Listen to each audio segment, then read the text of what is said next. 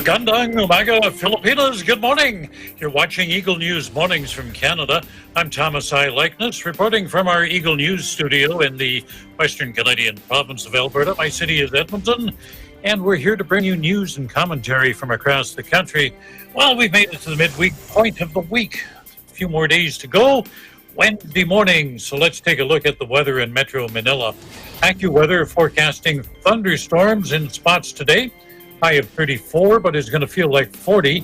Currently 27 degrees in Manila with a real feel of 33. And the air quality, this is a good day if you're going to be outside. The air quality is rated as excellent.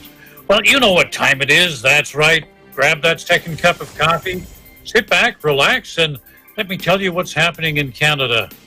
First, we'll take a look at the weather across the country. A street scene today coming from Central Saanich, that's in the Victoria area on Vancouver Island. And thanks to Eagle News correspondent Jeanette Duazo for that shot. On the west coast today, Victoria cloudy and 17, Vancouver mostly cloudy and 17. We move over to Alberta where it's cloudy, rainy. Oh, the rain just isn't ending here. And 18 degrees in Edmonton. Calgary mostly cloudy and 16. In Saskatchewan, the capital of Regina is at 27 with clouds. It's heated up as we move further east. Saskatoon, partly cloudy and 25. Winnipeg, partly cloudy and 27. We get to Toronto where it's partly cloudy and 34 degrees. Again, that whole area is in the middle of a heat wave. The nation's capital, Ottawa, also at 34 with some clouds. Montreal, mostly cloudy and 32. In the Atlantic provinces, Fredericton, 26 with clouds, and then it starts to cool off. 20 degrees and clouds in Halifax. St. John's, Newfoundland, partly cloudy. It's chilly up there, 13 degrees. Well, here are some of the stories we're going to be following this morning. Ontario Premier Doug Ford, he's upset with nursing home operators who don't provide air conditioning for residents. There's protests over evictions in Toronto. Montreal is making masks mandatory in public places, and we'll have a whole lot more as well. First of all, Ontario Premier Doug Ford, well, he's pretty blunt in his criticism of nursing home operators who don't have aircon in their facilities. Ford asked by a reporter today whether he thinks air conditioning should be mandatory in nursing homes. I think so. Imagine being stuck in there, 25, 26 degrees. I'll jump on it. Give me the homes, and I'll be all over it. I'll pass it over to the Minister of Health. But put yourself in that position. And these poor, vulnerable people, the elderly people, are sitting there, and what can they do? The stuff like this bothers me. Give me the home. I'll call them personally. Because, we got to do it. Put the investment in to make these people comfortable. I can't even imagine. Could you imagine being on the second or third floor when all the heat rises? It's no different than going from your basement up to your top floor and you don't have AC. That's terrible. I'd like to follow up. I'll get Ivana to follow up with you because I want to track these guys down. Put air conditioning in. Man, that drives me crazy. Drives him crazy. Yeah. Ford takes this personally. And he told reporters he is taking this personally. He will do something about it. Don't put air conditioning. I'd like to stick them in the room for 24 hours of 30 degrees heat, see how they like it. Or put their parents in there. This is all about the dollars. Well, if we're going to change it, we'll change it.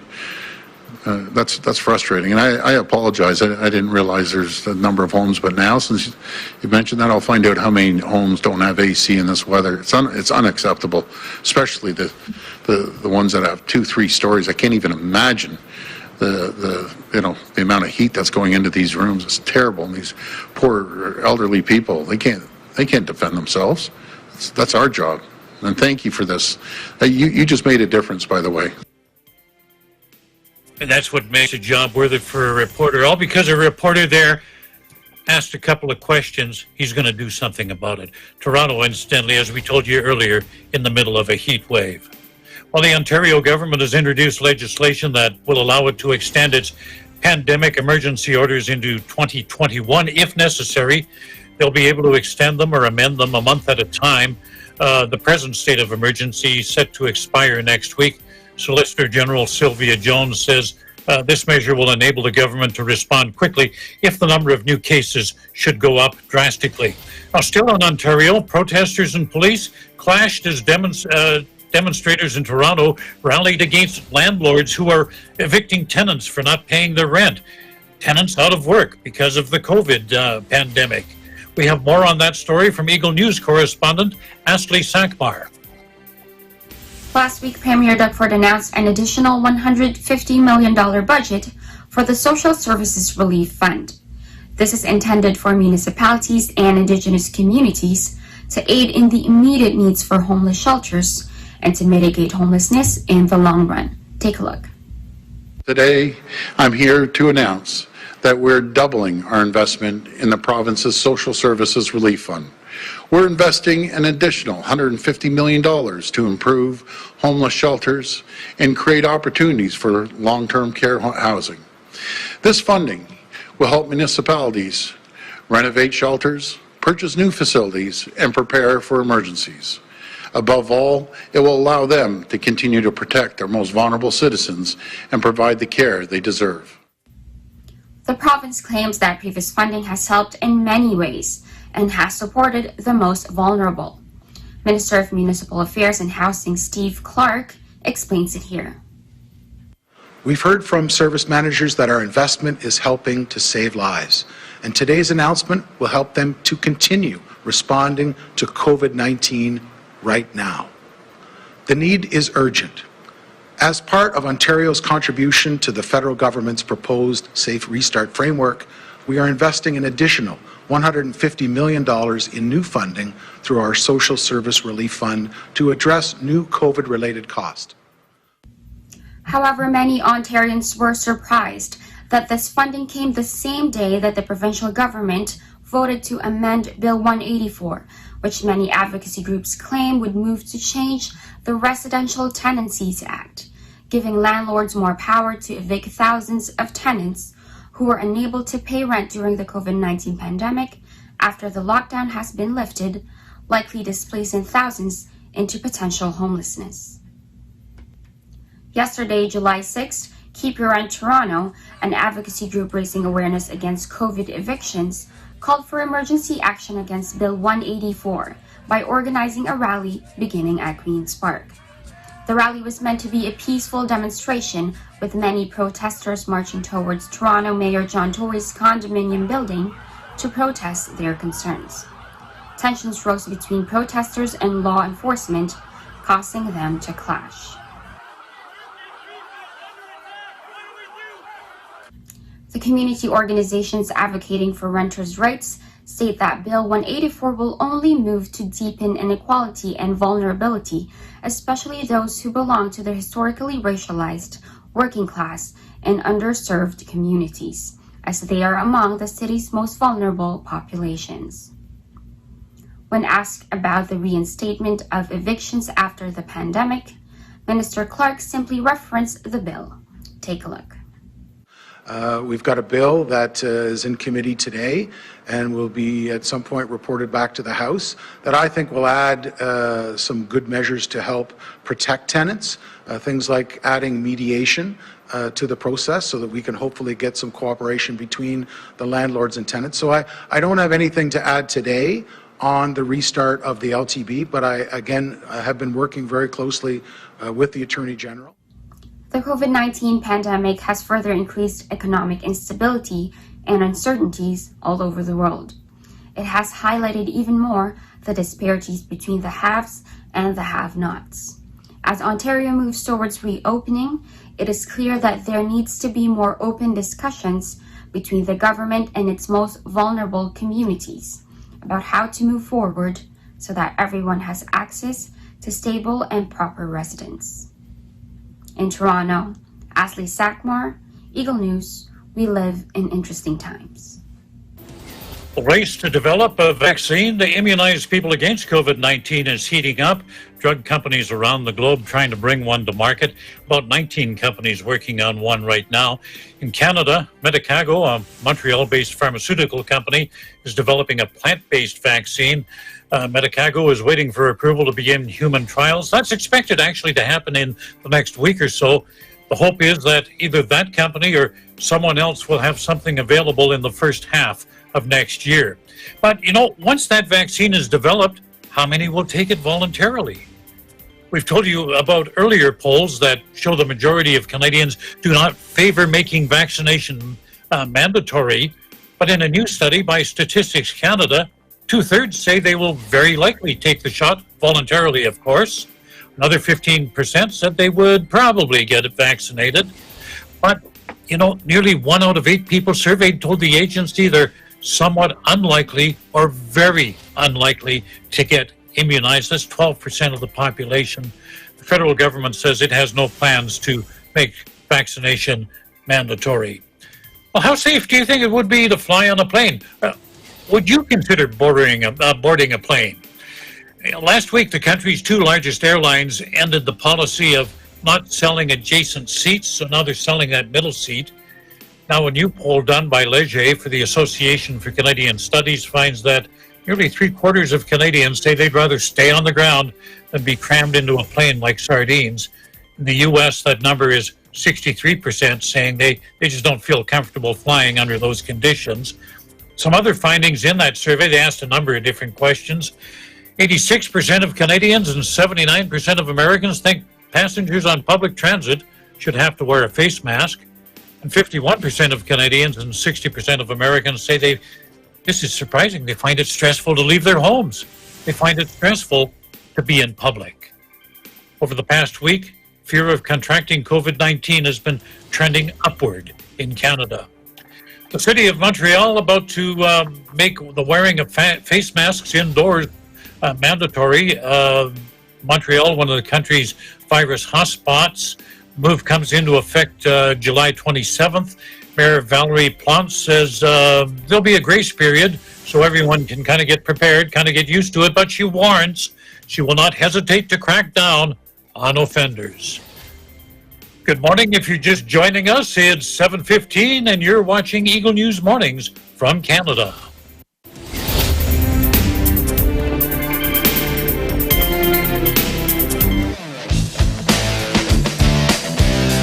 Patindi ng patindi at tuloy-tuloy ang pagpapakita ng galing ng ating mga TNG aspirants. You're just too good to be true. It up, you came to get it drunk with a dame, I should have drunk you back. When I was a child. Abangan ng kanilang performances sa pinakamalaking talent competition sa buong bansa, Tagisan ng Galing.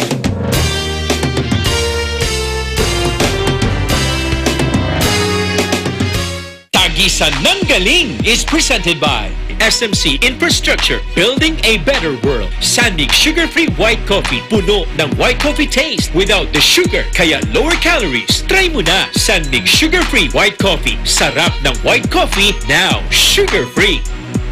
Vet-approved Nutrichos, the only premium dog food with active boost for optimum energy and prebiotics that help strengthen immunity. Just like Catherine Bernardo, gawing listo, ganado ang fur babies niyo. Listo ganado sa Nutrichos. Magnolia Chicken Templados, delicious, ready to cook and freshly marinated daily. Pure Foods Luncheon Meat, pure sarap for every family. Star Chunky Cheese Corned Beef, ang cheesy ng corned beef mo. Walang duda, kids can tell na #1 ang Pure Foods Tender Juicy. Ang tender, ang juicy, ang sarap. Co-presented by Cooper, expert in air conditioning and electromechanical.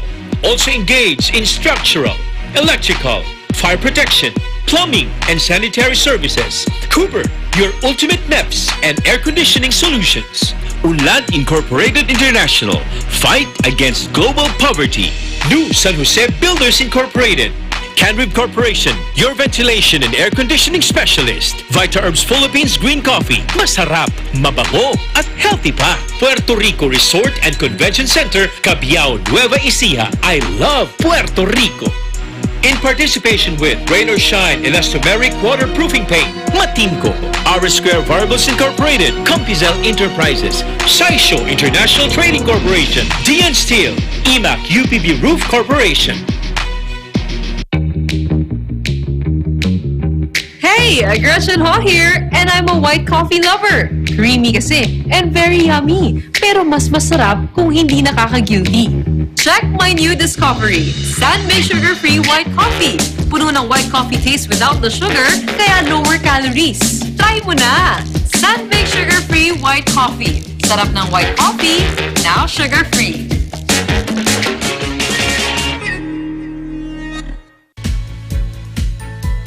The Bulacan Bulk Water Project is a treatment facility that will provide bulk water to the 24 municipalities of Bulacan to meet the increasing water demand of its residents.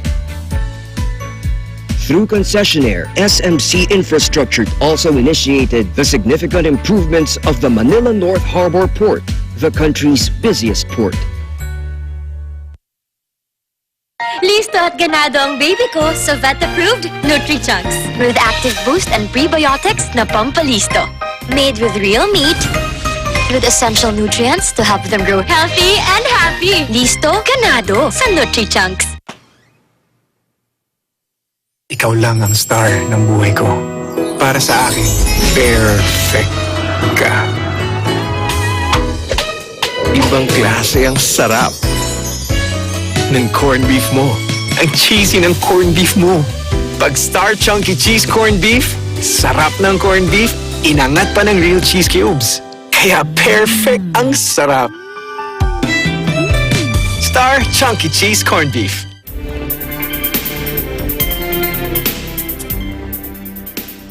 This is Eagle News Mornings from Canada. I'm Thomas I. Likeness. It's 7:20, 27 degrees in Metro Manila. Canadian businesses not overly optimistic about the future.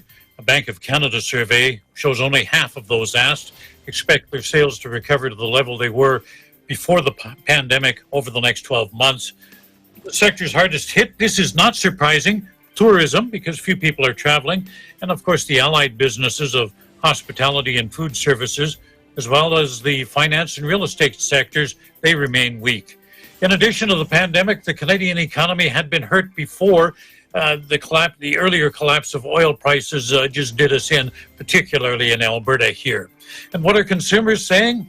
The central bank says people have become more concerned about losing their jobs, and they feel less confident about finding another one if that were to happen. What have you heard of knockoff designer clothing, knockoff jewelry? What about counterfeit medical masks? Health Canada issued a product safety warning after discovering counterfeit N95 respirators. They're made by Shanghai Lansheng Light Industrial Products. Health Canada says the respirators are falsely labeled as being approved. They're not approved. And Health Canada says they may not provide suitable protection. Companies bringing those things in are being told to stop distributing them. An update on that soldier who breached the grounds where Prime Minister Justin Trudeau lives. Court documents show that 46-year-old Corey Huron had several loaded firearms when he drove a truck onto the grounds and set off on foot toward Trudeau's home. Court documents also say he's accused of threatening to kill or do bodily harm to the Prime Minister.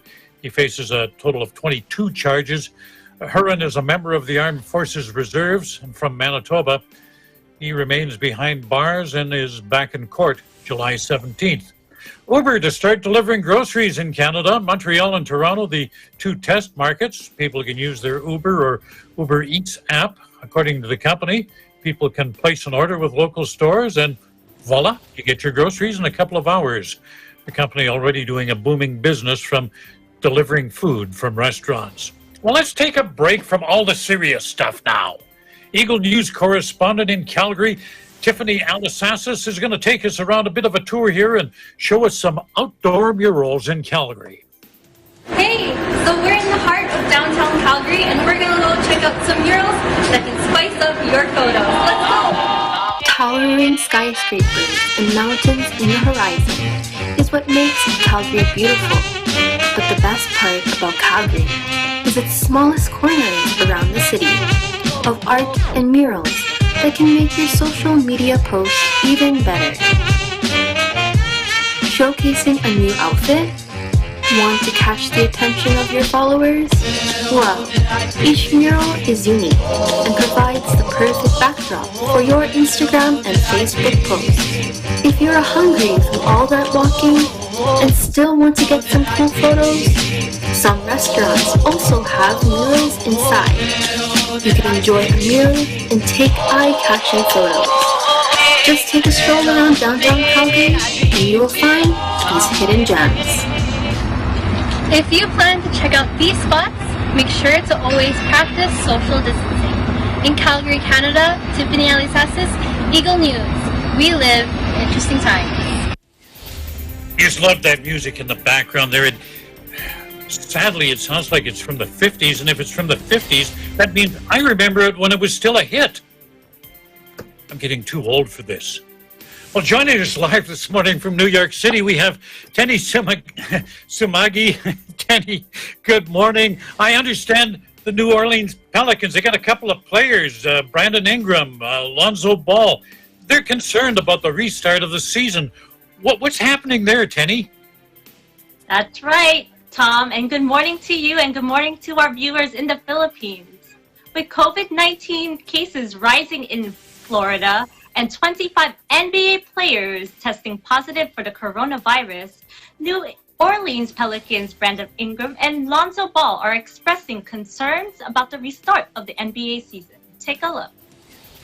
I mean, to be honest with you, they send out text messages, they send out emails. I really haven't looked at none of the messages. I really haven't looked at none of the emails. I know it's like some important stuff in there, but I really just took it into my own hands to just try to be clean, try to wash my hands when I can, whatever I can do to be safe, and just make sure that everybody in the household is doing the same thing. As for the players that's getting tested positive, I tell everybody I feel like I'm from Kinston. I feel like I'm immune to a lot of stuff, and I'm not really worried about this virus. About the isolation part, I think I'm kind of excited for it because I'm around family all the time, and I never get a chance to just get by myself and think about things and think about different stuff in my life. So I think I'm excited for that part mentally also.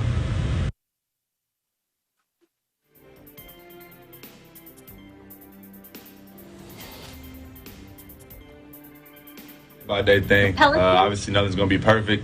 This is something that's never been done before.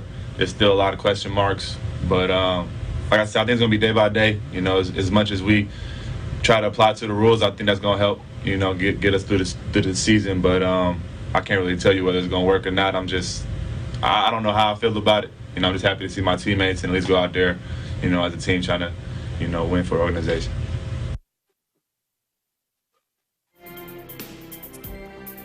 The Pelicans will arrive in Orlando today, and they will start their team practice on Friday. On a high note, I'd like to wish superstar Zion Williamson a happy belated birthday. The forward turned 20 on Monday. In New York, Tenny Samagi. For Eagle News, we live in interesting times. Tenny, how do you like the Pelicans' chances of making it to the playoffs? Do they stand a chance? You gotta love those birds. I do love the Pelicans. They are the best under 25 team in the NBA. They had a slow start to the season due to the injuries of Ingram and Williamson. But once Zion Williamson came back to the lineup after the All-Star break, they were phenomenal. And I like their chances because they sit on the 11th spot in the Western Conference. They have a chance to actually win. I shouldn't say win. They do have a chance to win. Anything's possible in the NBA. But I like to see them clinch that 8th spot. No offense to the Memphis Grizzlies, Portland Trailblazers, San Antonio Spurs, but everybody wants to see the Lakers and Pelicans battle it out in the first round. Why? You know, you have LeBron James, the present superstar, versus the future superstar in Zion Williamson. Plus, this is Anthony Davis's old team. Remember last season, the Lakers traded for Anthony Davis and exchanged for Ingram and Lonzo Ball, who show promise in the NBA. Oh, the Pelicans and the Lakers. Now that would be a battle. That would be a battle, don't you think? And a great media story. Okay, before you go, I want you to rate Williamson's rookie season on a scale of 1 to 10. What do you rate him as and why? I love Zion Williamson. I got a chance to meet him and stalk him and took a selfie with him, with my fellow correspondent Carlo Valdez last year when he was drafted. And one of the things that he said to me and the rest of media is, you know, he really wants, his goal was to win Rookie of the Year. That's really not going to happen because he was out for about 40 games, and John Morant from the Memphis Grizzlies just had a phenomenal rookie season. But despite missing those games, 40 games, I rate his rookie season an 8 because once he came back, he showed the world why he is the next phenomenal superstar in the NBA. As always, Tenny, thank you for joining us. It's been a pleasure. And, well, I guess we'll see you tomorrow. You'll have a report for us, keeping us up to date with the NBA. Thanks again. Thank you, Tom. Well, are you looking for some variety? EBC can supply that. Watch Vegas Variety. You'll hear people from different backgrounds, different walks of life. They'll encourage and inspire you by sharing stories, tips, tricks, life hacks, helping people gain perspective to their everyday lives. Join hosts Lanny Valdecantos and Anna Cui from Vegas, both from Las Vegas, for Vegas Variety, another program from your network in interesting times, EBC. And that's our program for today. On behalf of our Canadian news team, I wish you all good health. Take care of others. Take care of yourselves. Stay home, stay safe, and stay tuned to Eagle News for accurate and balanced coverage of the COVID-19 pandemic and other current affairs. In Edmonton, Canada, Thomas I. Likeness, Eagle News. We live in interesting times. Stay tuned for Kid Cuento.